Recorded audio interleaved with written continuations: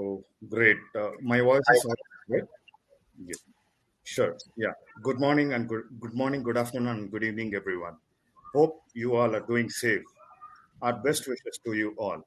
Moreover, thanks a lot for who have joined for today's webinar panel discussion, which is themed around emerging technology in telecom space.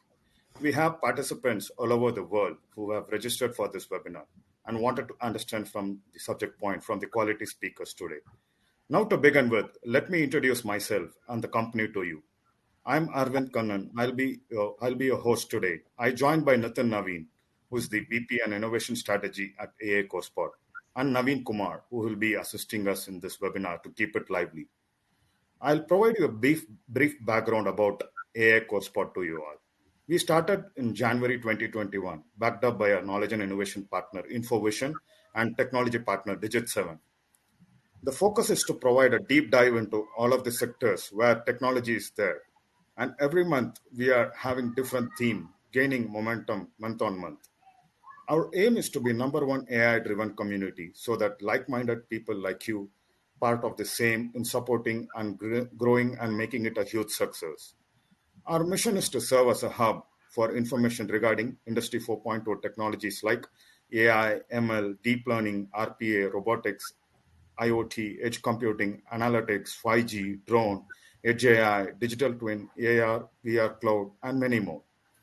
We will continue to do industry packed webinars and hybrid events. So the knowledge repository will be made from the reliable data through industry thought leaders, subject matter experts, and our partners, InfoVision and Digit7. We will enrich the digital content through videos, blog, podcasts, newsletter to shed the light on ever-evolving industry. So I request all of you to go through our website, aicorespot.io, for further updates. Also, like our social media handles, which will keep you all updated on what we propose to offer in coming months. There are lots in stores for subsequent month as well, which focus on retail, warehouse, banking, finance, insurance, supply chain, logistics, telecom, media, healthcare, blockchain, manufacturing, and many more. We will keep on adding more interesting and trending topics to the list. Before starting the day, I would like to tell a few things so that it can set up the topic for an amazing networking and learning day for you all. A special mention to our knowledge and innovation partner, InfoVision, and our technology partner, Digit7, who helped us in achieving our vision and supporting us to create a platform through which we can help achieve our objectives. Some introduction about them. InfoVision is an end-to-end IT business service provider specialized in technology transformation and innovation projects over 26 years across multiple industries. They have 3,000 plus technology professionals working across 12 global locations, which includes US, Latin America, Middle East, Japan, and India. They serve around 65 plus customers across telecom, banking, finance, insurance, healthcare, life sciences, retail, consumer goods, and manufacturing. The core services which they offer are digital engineering, which encompasses this big data analytics, cloud, DevOps, application services, legacy modernization, digital quality, digital quality assurance, mobile API, microservices, social media research, and cybersecurity. They also opened an unique state-of-art and innovation lab called Digit7 last year in Richardson, Texas, which includes great five products: dgraph, Knapcard, TagSquare, DigitShelf, and GlideRovo. The beauty of all five products, which I just mentioned, they are customizable, cost effectiveness, and can be used in every industry where the technology is needed. With strong technology capabilities and delivery expertise, we are sure that they can help anyone in the industry in the transformation journey and provide technology need that can build a future-proof business model. So get in touch with them. You can go through their website, infovision.com and digit7.io, and leave your details. Next, I would like to thank all our community partners, which include AFL Telecommunication, AT&T Cybersecurity, Lumen Technologies, Zaya Group, to make this webinar a huge success. A special mention to all the speakers who have spent their valuable time today and sharing their knowledge with everyone. And thanks to attendees who have registered for today's webinar and came together to achieve their objective through this forum. At the end of the day, if you gain few things out of this forum and network with each other, our core objective will be achieved. Lastly, if anybody wanted to ask any questions, they can type in the Q&A section, which is there in the right side corner of the menu. Also, there is a hand raise button at the bottom of the screen where you can come to the stage in a video format and you can ask the questions to the speakers.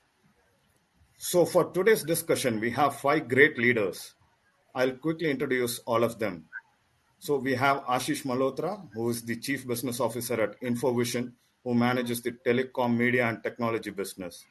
He has been joined by Joshua Simmer, who is the Market Strategy and Innovation Manager at AFL Telecommunications. Also, we have Jeremiah Jin, who's the software-defined cybersecurity evangelist at AT&T Cybersecurity. We have Joe Swigington, he's the Senior Director of Product Management at Lumen Technologies. And we have Jerry Varkulis, Senior Account Director at Zaya Group. So I will quickly hand it over to Ashish, who will be the moderator for the panel discussion to start the discussion. Over to you, Ashish. Thank you, Arvind. Thank you, Nitin. And thank you all the great speakers for joining this session today. It's my honor to host you guys and drive this panel discussion. You all come with great knowledge, experience, and learnings. And I'm very hopeful our audiences will gain and learn from today's discussion. Emerging technologies in telecom. As the topic of today, telecom is leading the way emerging technologies have been used and leveraged in their ecosystem. Starting from 5G, 5G has redefined the way the whole telecom operators are doing the business, how their go-to market is, how their internal system should be, and we will talk about more.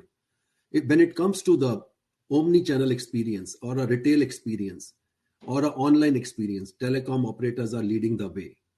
When it comes to the backend and operational efficiencies, legacy modernization, everything, telecom operators are leading the way. There are multiple technologies being used today in this ecosystem, and we will be talking about all those things, including how do we secure our networks.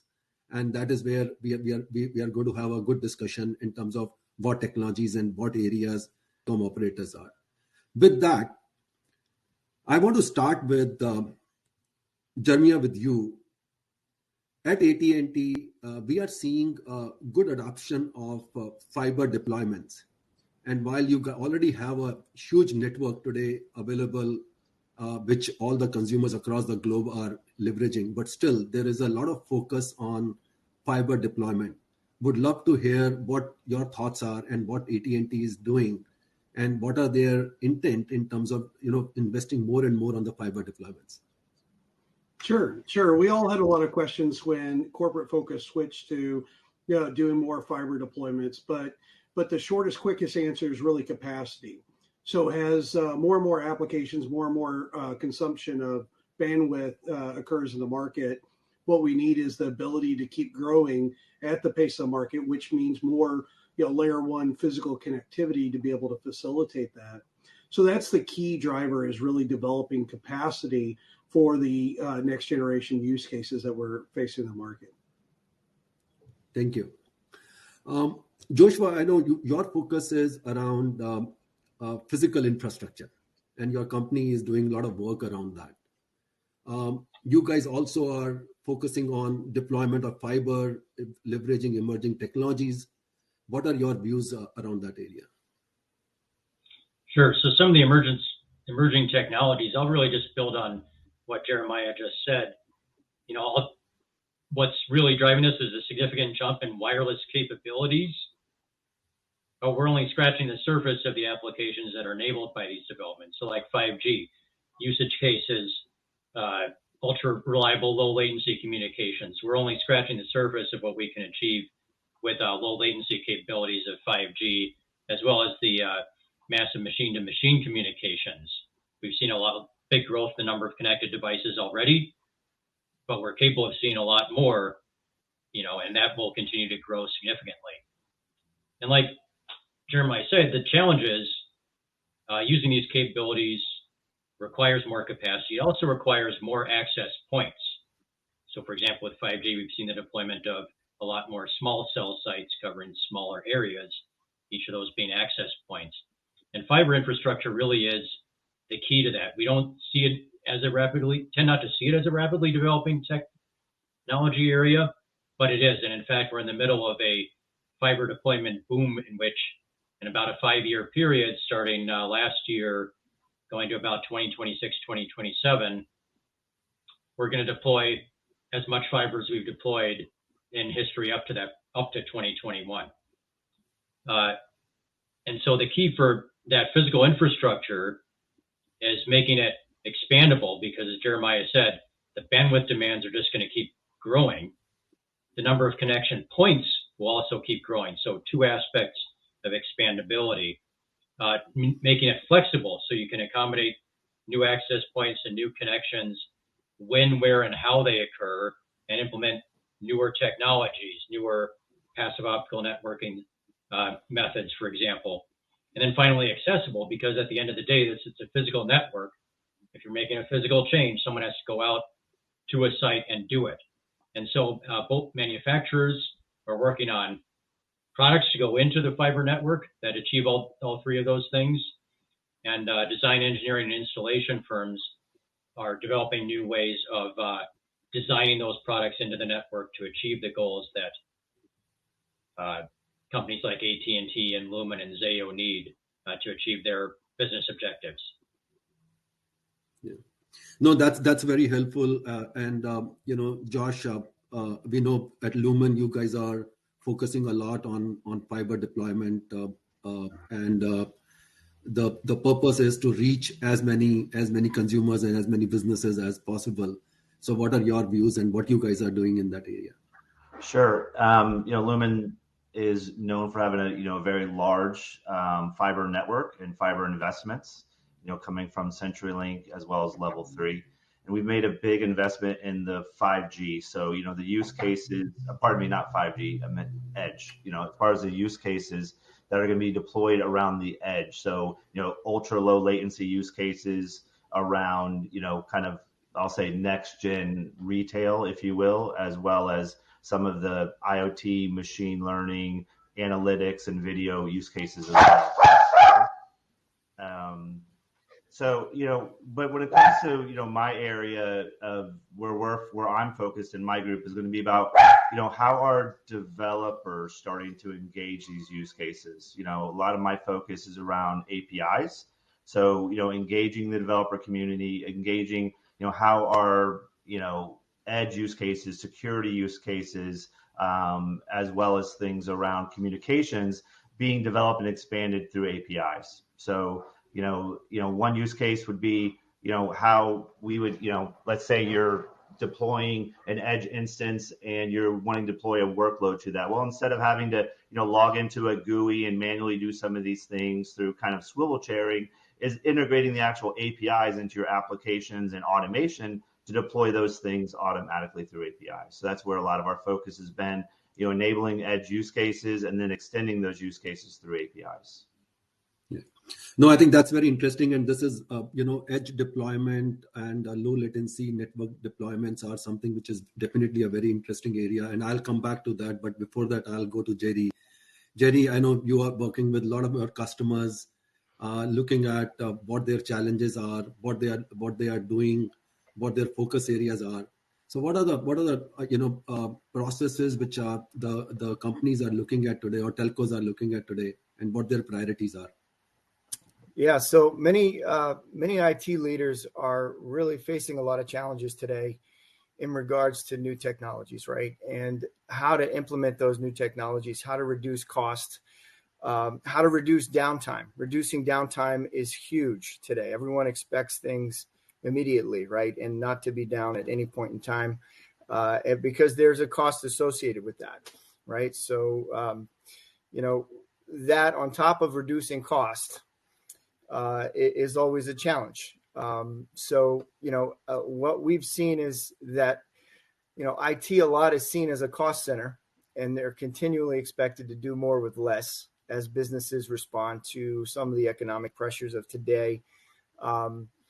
We're seeing that there's a lot of talent that is you've got a lot of the older senior folks that are now retiring. So we're bringing in a new generation of folks that we're going to have to train and make sure that we're bringing up to speed on the new technologies. So that can be a challenge. Security is always part of the conversation. So customers are very, very concerned about the security of their network and how their data traverses the network, and really kind of looking into vulnerabilities. And they're also seeing a lot of pressures to innovate. A lot of times technology is seen as a way to create business differentiation, particularly in the realms of end user and employee experiences. What we're trying to do is create a greater alignment between the end user and the employees of these companies so that they can create a better customer experience as a whole.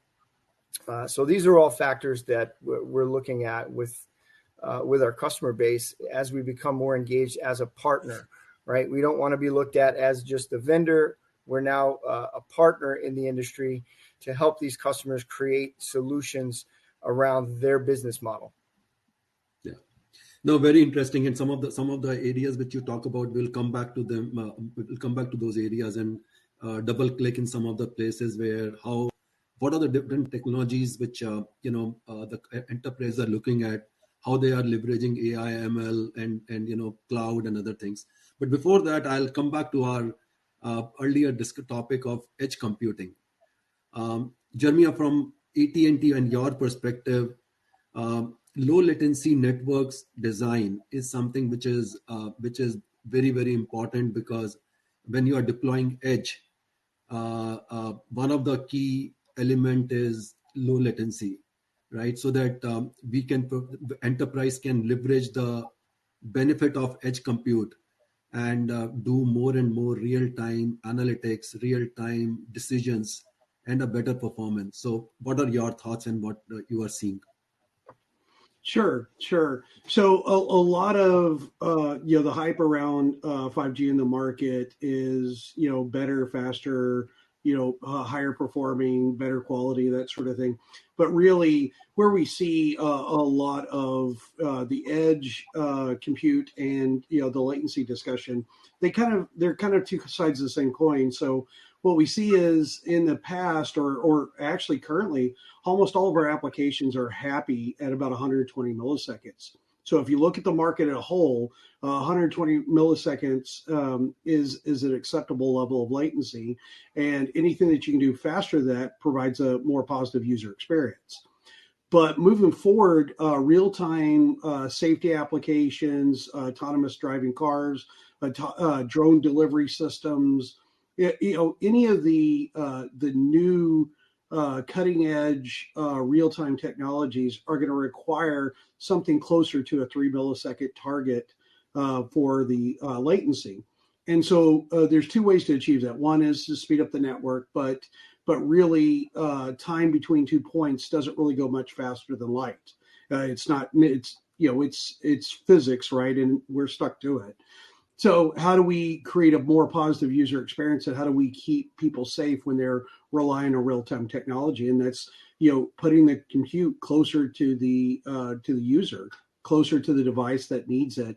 And that's really what's driving a lot of what we're doing in edge compute. Is we need a little bit of compute everywhere, right? And we need it within 3 milliseconds of whatever or whoever is going to use it. Extremely important. And Josh, from your standpoint, I know driving adoption, or when what Jeremy are talking about edge computing and how they are providing the low latency, but then end of the day you need developers who are going to build applications on top of it, right? So how do you drive that adoption? What you guys are doing in that area so that you provide the best experience to the developer, you create a more and more API communities, and create a better interoperate within the ecosystem. Sure. I mean, it's very important. I think it's very timely. As of this week, Lumen actually launched our rebranded developer center. So this is where developers can go to get access to our edge APIs, security, voice APIs, and what we call business management APIs, which are around kind of making it easier to do business with Lumen. So think about where really anywhere where a enterprise partner, wholesaler, indirect, even hyperscaler would have to, log in to, in a lot of times do a lot of what we call swivel chairing, switching from one portal to another interface. APIs solve a lot of those problems. And one of the things that we track is what we call time to first hello world. So that is the time from when a developer, learns about our site, they go in and they register, to the time it takes them to register to sending their first kind of API call across the wire.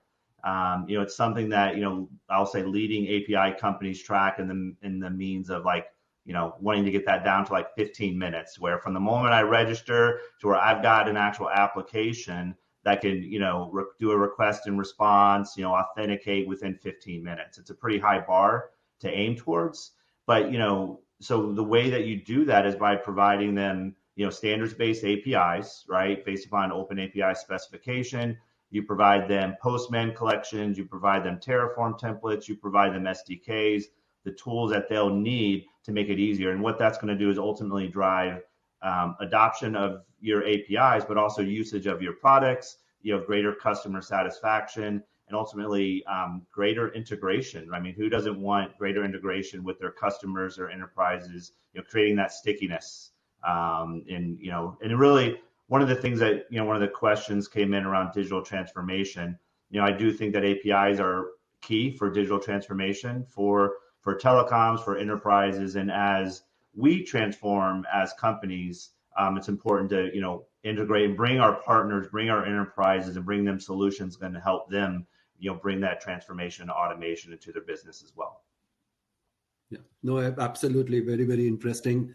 In fact, the other trend which we are seeing now, because everything is microservices and APIs are provided. How do you drive the automation, and especially from the QA standpoint, right? Because when you are looking at the APIs, your whole ecosystem is driven with the APIs, and then you have to track back where exactly the fault occurs, right? And how do you drive that automation? So if you have a views, would love to hear that from you. Sure. We have this term shift left, and it's really about really shifting the focus all the way back to the development, having an API first mindset. And that's really about, we use the term dog fooding, where basically you're developing an API, and any GUI, any tool, any automation that you're building on top of that is really going to start to leverage that API. I've heard it say, I guess more elegantly, drinking your own champagne. So I've started to use that phrase. But so shifting left, integrating, security, into API design from the beginning. Making sure that it's part of your CI/CD, integrating and investing in things like DevOps.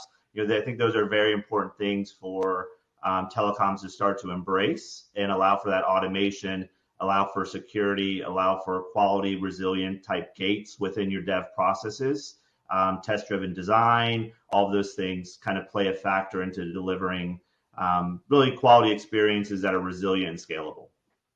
Yeah, no, absolutely. Extremely, very, very good point.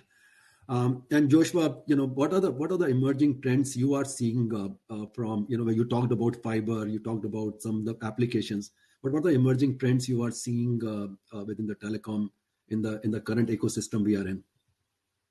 Certainly. I think Jeremiah touched on some of the key ones. So, we've talked about low latency and how important that is and how important that's going to be for emerging applications and how that relates to the growth of edge computing. Now, it's important to understand when we talk about edge computing, we're talking about a continuum, right?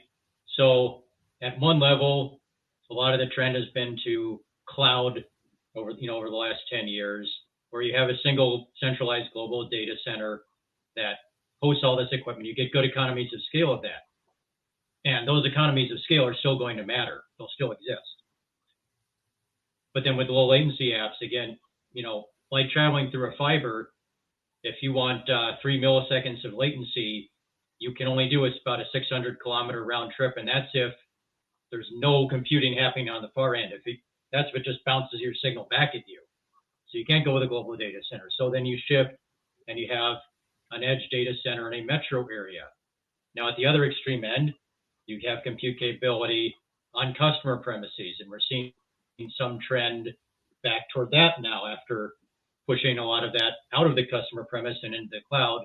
Now we're seeing some of that move back again for these low latency apps.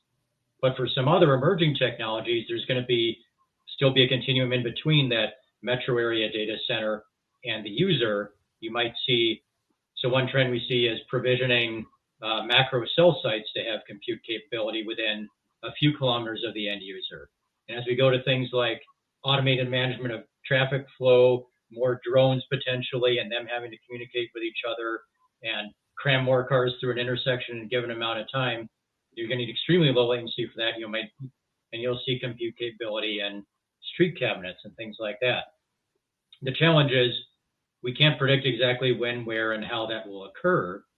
So that's why I go back to the things I mentioned before about making sure that underlying fiber network has the expansion capability for number of connections as well as capacity, the flexibility to accommodate those connections when, where, and how the accessibility for someone to go out and change those connections. The other thing that's going to be an even greater challenge is power and delivering power to all these access points that might be on a customer premise, might be off a customer premise, may or may not have an existing power drop. And managing that is going to be already is, and is going to continue to be a significant challenge for those telecom providers. Yeah, very, very important. I think the very good points, Joshua. Thanks for sharing your perspective. Jerry, to you, as you are working with a lot of CIOs across the enterprises, and you are seeing adoption of technology, AI, ML, cloud, can you share some of the use cases and how they are leveraging? Because today in the telecom world, AI, ML has become a very integrated part of every process today, even with the APIs which Josh was talking about, or even in the fiber deployments which we are talking about. So what are the different use cases you are seeing with your CIOs when you are working with them? Yeah, so a lot of organizations go through periods of acquisitions where they're acquiring other companies, and a lot of times you've got to integrate those systems within those companies, right? And so a lot of times what we're seeing is that there's difficulty in finding continuity there between those aggregate systems. And I think one really, really valuable use case in using AI is the fact that it does a good job of aggregating data, right? And if you can use APIs to connect those systems and then use artificial intelligence to aggregate the data, then you have a much better picture of where you are, right? You get a good snapshot of your current data, and then you can use that data to project where you want to be as an organization, right? So, I think in the case of just needing visibility into your systems, there's a lot of end users out there that get frustrated with having to go to different systems to find data. And if you can pull that together and create a portal that's easy to understand, easy to learn, easy to use, then I think that you're going to have a much better continuity and transparency within your organization, right? So we're seeing that a lot, right? And you need to have access to vendors, partners that can help you do that. And if you have the right network, if you're not worried about things like connectivity, right, downtime, if you don't have to put the network at the forefront of your mind, then you can deal with those things a lot easier and have peace of mind that you have a network that's up and running all the time. And that's been a huge importance to many clients. Yeah, no, extremely important. And you talked about the integration mergers, but also we have seen traditionally telecom operators are very, it's a very old processes and systems within their own organization, and they have grown so big. So there are so many disparate systems, and you talked about touching for getting one particular data. If you go to AT&T and Lumen and other places, you will have to hop so many places to get to the right data which you are looking at. So how can you use the technology? And you cannot change that overnight, because there are networks are running, customers are already active on those systems and processes. So you cannot change it. So how do you really leverage that technology to make it seamless and make it useful, so that the business and the internal users can access it efficiently? So extremely very good point. Thanks, Jerry, for sharing it. While we are talking about a lot of emerging technologies, deployment of fiber and various use cases, we are talking about where is the money going to come from, right? So much of capex investment is happening. Everything which you do, you deploy AI, ML, it's going to cost money. So, Jeremy, how is the ROI? Where is show me the money? I think I love your phrase. So where do the money is going to come from, right? How do we going to recover billions of dollars from there? Okay, well, so the real answer is really going to be boring, because the majority of the beneficial financial use cases are where we can go into, say, a manufacturing plant, and we can reduce a penny per process, throughout the manufacturing plant. So whenever we can do something that takes away real dollars from a problem and makes it more efficient financially, that's really what's going to pay for all of the great technology we're putting out there. But now let's talk about the fun part. The fun part is really going to be creative use cases, such as, imagine being able to go to Eventbrite and register for a metro area video gaming tournament that has preemptive bandwidth on the cellular network, on the 5G network, and it has got a time box. So from the minute the competition starts to the minute it ends, there's preemptive network access and a full capacity to be able to perform like you're in the same building, but you could be scattered around a metropolitan area at 20 different event centers, as opposed to being in one facility. So, and be able to see performance very similar to the way that they're getting on a wired network. So we see use cases like that, such as well as why not make every semi truck on the road a branch office, and integrate the up to 15 different radio networks within a truck into a single SASE solution, and have the zero trust framework in place, and have a use case where every part of that truck is working like a manufacturing network would. So those are where we see the money coming from. Yeah, no, absolutely. That's a very, very good point of a very good example. But also on the private networks, do you see the adoption of private networks in 2023, Jeremiah? Yes, because it has not taken off the way it was expected. But will it happen? Will there be a large adoption?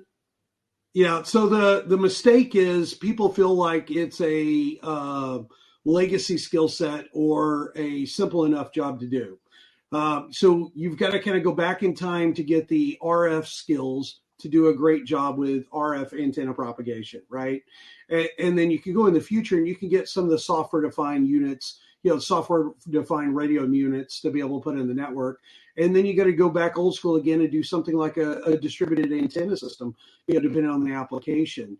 So the components that you see there are a mix of multiple skills, old and new, that are rare to find in an individual engineer, at this point in time. So that's halted a lot of the mass progress that direction. But what I'm seeing in 2023 is I'm seeing at least 5 different ways of delivering a private cellular experience for a high density mobile environment, such as manufacturing, logistics, a shopping mall, like a joint location where there's a lot of activity and a lot of IoT sensors. So I'm seeing at least 5 different ways of deploying that, from a carrier branded to a manufacturer branded do-it-yourself program. Got you. No, thank you. I think that's a really interesting point. And Joshua, to you, what will restrict these telecom operators? What challenges they will face when they need to deploy the emerging technologies? Sure. I mean, the first is funding the investment to be able to provide that. Like I mentioned earlier, this is all built on a foundation of fiber and building out a access network, getting from a central office head end or edge data center in a metro area out to all these customer premises, and putting more fiber out or replacing old copper with fiber to do that is an expensive proposition. And we're seeing that even some major companies in the news the last few months, even AT&T and T-Mobile reportedly have been looking for joint ventures to help fund this. We've also seen at our own level, I'm not at liberty to give out any details, but different approaches to funding installations inside buildings and on customer premises. So those are some ways of doing that. Growing the revenue to match the capital expense. One challenge with 5G deployments has been people just aren't paying that much more to have a 5G service on their personal cell phones. So the payback for investing in all the upgrades necessary for 5G is going to come from these emerging applications, is going to come from business applications. Just to give an example, I know Jeremiah gave an example of saving a penny per product on a manufacturing process. Another great example is financial services. It's all about the order queue when you're trading stocks. And if you can consistently get lower latency and get in a higher spot in the order queue, and that benefits you a fraction of a penny per share on every trade, that adds up rather quickly. So that's an area where we're going to see an early adopter, and then other applications will come along. Of course, in addition to the cost of construction, there's a disruption associated with it, permitting, and pushback from people, not just on the visuals of and traffic disruptions from construction, but also, we saw pushback with 5G of people concerned about health impacts of millimeter wave frequencies. That's going to continue, and it'll grow if we, for example, use terahertz frequencies for 6G. That'll be even stronger. And finally, the Jeremiah mentioned a whole generation of skill sets retiring and having a difficult time replacing that. And that's putting a challenge on companies like mine to provide that design, engineering, installation expertise, when and where it's needed, to sort of centralize the expertise that's left, have programs to help pass that on, and both big and small providers are increasingly relying on outside sources like us to do that and to help provide that skill set. So both the manufacturing, the physical devices that go into the network, as well as the services, the design, engineering, installation services, have a lot to offer to help with those challenges. Yeah, very good points. And I think there are a couple of things which I captured. And Jerry, I'll come to you. Some of you guys have talked about one of the challenges, talent, right? From where the people are going to come. And I know you also experience that and hear from your customers. So can you share your views and perspective around it? Yeah. So typically, right, we find talent within the industry. It's a very small world in this industry because we find that you've got a lot of major players that are trying to achieve the same objective, but doing it differently. And it's important to have that background in network infrastructure. It's important to have that background in software-defined wide area networks. It's important to have an understanding of how the customer uses the network within their organization, right? And so it's very difficult to find that talent or find the organizations that are willing to develop that talent from within it takes a long time to gain that experience. I mean, I've been in the industry 20 years, and I learn something every day, right? Through conversations with customers, through conversations with partners. The industry is constantly changing. You're constantly having to evolve your way of thinking in regards to how we're doing business in this day and age, and it's a challenge. It's definitely a challenge to find the right talent. But I think in building those relationships, we learn from each other, and I think that's one of the reasons why we're doing this today, right? So that we can share information across the industry, and really kind of build communities around supporting our business objectives and supporting our customers. Yeah, no, thank you. And Josh, I know Lumen is today coming from different mergers and acquisitions, and you guys created a company. You have a lot of legacy systems, processes, talent. What are the challenges you see today in deploying this emerging technology, and also from the point of view, what your competitors are doing? So because there is always a pressure in the back of your mind. Hey, what is my competition doing? And telecom is a very highly competitive market, which we all see. So what are your views? Sure. So I would say, you can't change overnight, right? Like you said, there's a lot of, I think someone made the point, there's a lot of network traffic and a lot of customers and, high quality, enterprise applications and business running across these networks.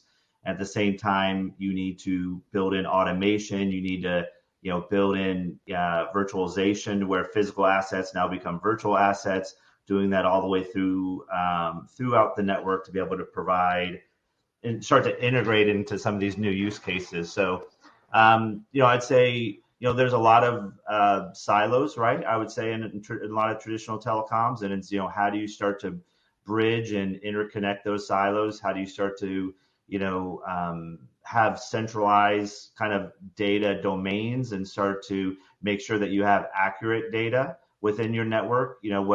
Maybe was updated last week doesn't really fly anymore, right? Like what was updated last 15 seconds, right? Last 10 seconds, real time to near real time data is necessary. And, so you need to embrace, like I said, really shift left, right?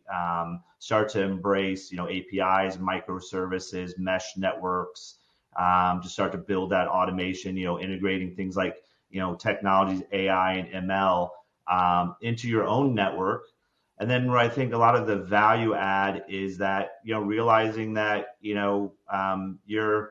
your partners / sometimes frenemies, right, are in that same transition. So working together, finding that middle ground where ultimately, as a, I'll say as a market, as an industry and ecosystem, we all need to evolve, right? We all need to.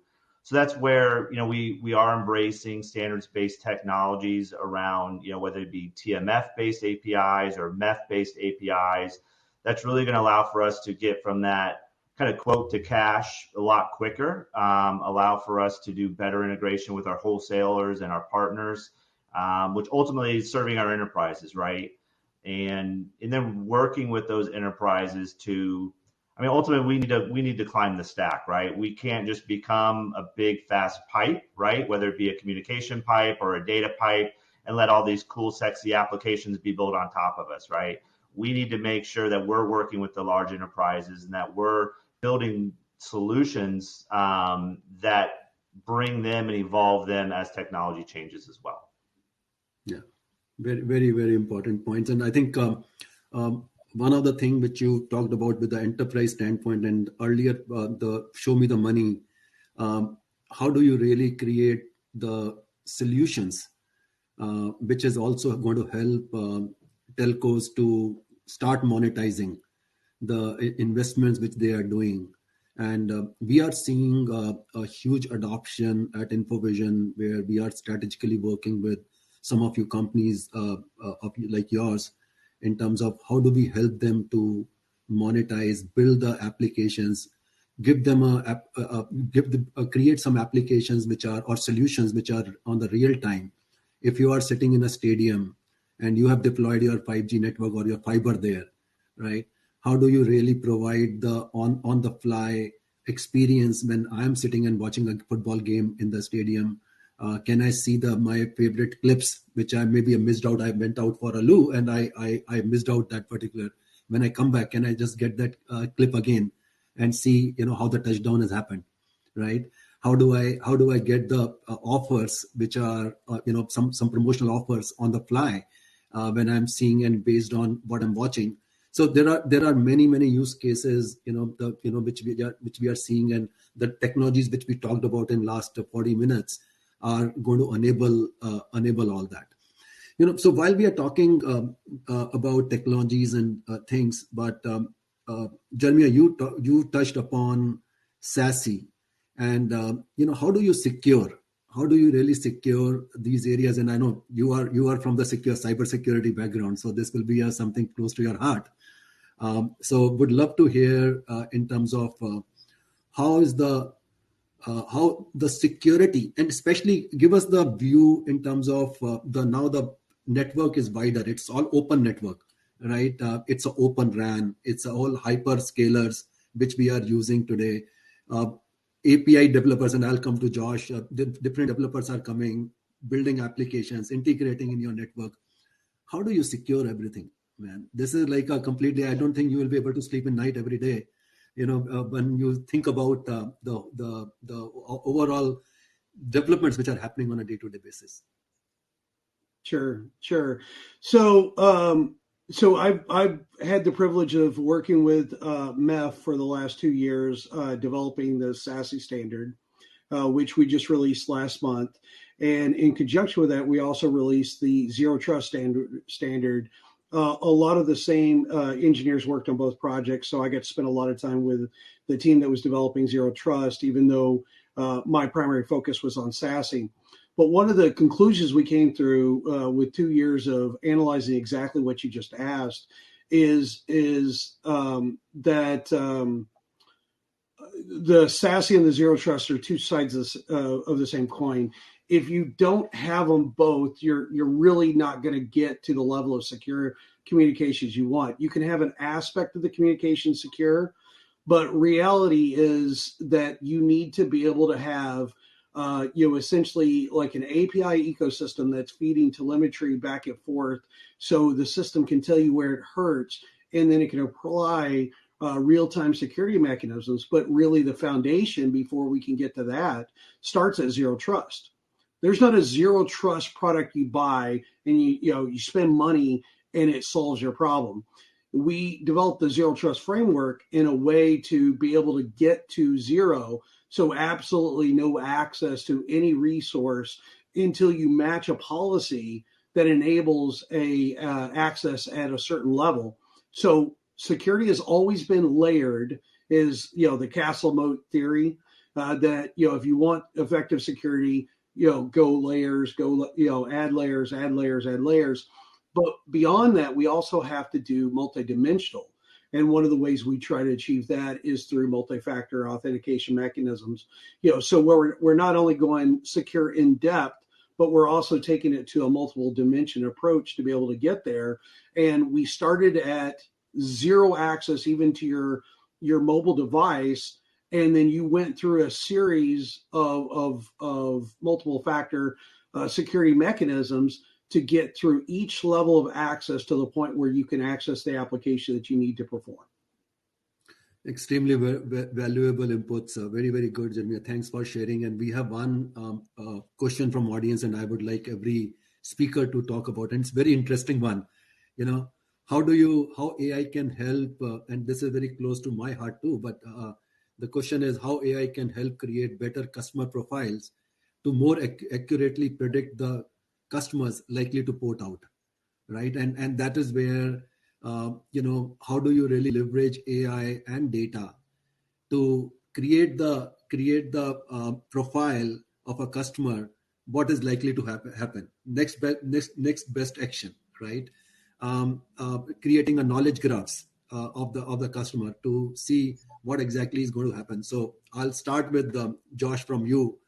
What are your views? And I will request each and every speaker to give your perspective. Sure. So, you hit on a couple of those things, Ashish. I think it's important to really understand your customers, right? And understand that customer journey and that digital experience, and then understand where the pain points are, right? Understand where they're dropping off, understand what's causing the frustration, right? And understand those patterns first. And that is easier said than done, right? I think one of the, you can't, it's very important that we're in touch with our customers. It's very important to be very customer centric in everything that we're doing. And then once you have that knowledge, I think you can start to, train the models, right? Give it the data, understand the patterns. But ultimately, I don't think we can have an AI that's just going to automatically do that. We at first need to understand our customers, understand their pain points, understand what's valuable to them, and then try to solve those pain points. And then when things start to kind of go awry, make sure that we have the intersection points to be able to reach out to them, make those connections. But at the core, to do that, at scale, right, you need analytics, you need those touch points throughout the journey. You need to start collecting that data, assimilating that data, and then training the model, testing it, refining, reiterating, and then going back to those customers and making sure it's a continuous feedback loop. Yeah, absolutely. No, thank you. And Jerry, what are your thoughts around it? Yeah, I think I could definitely echo Josh's sentiments on the subject, right? I think it's important to have alignment between your IT organization, the business model, as well as your end users, the customer, bringing all the data together to give visibility into where some of the weaknesses are in your processes are very important to business continuity. And I think that if you're customer centric in your culture, then you're going to continually value the feedback that your customers are giving you, your end users are giving you, and really be in touch with what you need in your IT organization in order to run your business effectively and successfully. I think a successful digital transformation starts with the right foundation of aligning your business leaders, aligning your infrastructure, your organizational design, your mindset with the right technology and investments, and as well as trusted partners, right? Very good points. Very good points. And Joshua, what are your thoughts around it? Yeah, I think a key point with using AI to predict these patterns is, again, coming at it from a physical network standpoint, we're talking physical networks we expect to last decades, multiple technology generations. So AI doesn't help you much there, because AI, just like our own intelligence, you need certain parameters, certain inputs to process. When the inputs of what are people going to want to be doing application-wise on their network in 20 years, when those are unknown, there's only a handful of people who are really involved in visualizing that and have the capability to make it happen. When those are unknown, you struggle. So you come back to those physical assets you have to be robust. They have to be flexible. And I'm reminded of a quote from a poem by Robert Graves that he wrote over 100 years ago, but he said, "A roof of subtlest logic falls when nonsense is foundation for the walls." So our job at that physical foundation for the network is not a bunch of nonsense. Nice one. Jeremy, what are your thoughts on this? Okay, so I've got a different perspective on this. So I served as a Ranger in the Army, so I believe that the best defense is a strong offense. And to me, in the business world, the strongest offense is positive customer satisfaction. And I think if we express love for our customers by first loving our employees, we invest in our employees, we show our employees how much we care about them and respect them, that translates into a positive customer experience, where the employees show up to deal with the same problems that they were dealing with yesterday, but they show up to deal with them in a way that shows love to their customer. And that's where we've got to get to. Now, we're not there, right? We have to dig in and do that there. But leveraging technology to try to keep a finger in the dike, that's not a goal I have, right? What I want to do is I want to get out there and I want to show my customers some love. Yeah, no, absolutely. In fact, someone was telling me, data as a currency is going to be a $50 trillion currency in next 10 to 15 years, right? And it's very interesting because everything what you are doing today, it comes and every insight is going to come through the data which you are getting from your different sources. And how do you really bring them together and then apply the right emerging technology, apply AI, ML, and different things will define how you are going to focus on your customers and make a strong offensive strategy to serve your customers in a much better way and provide the best customer experience. I think we are on top of the hour. I don't see more questions coming in. Arvind, you want to take over? And I would definitely like to thank each and every speaker. I just want to make one final point. Please. I think your panel composition shows that it's important to have a good number of former infantrymen in the communications industry. So half your panel is former infantrymen. Nice one. Thank you. So there is one question, Ashish. So that came from Samantha. So what are the challenges which telecos and the enterprise sees the result of digital transformation? Okay, I think we missed that. Sorry about it. So what are the challenges telcos and enterprise see as a result of digital transformation? I think it's a very good one, but we can quickly align each from every speaker will be good. Sorry, I missed out this one. Yeah. Jeremy, you can start.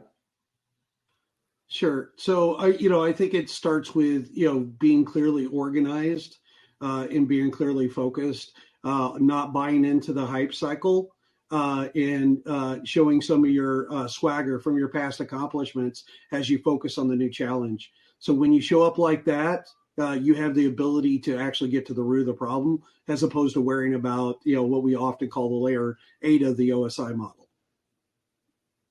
Josh.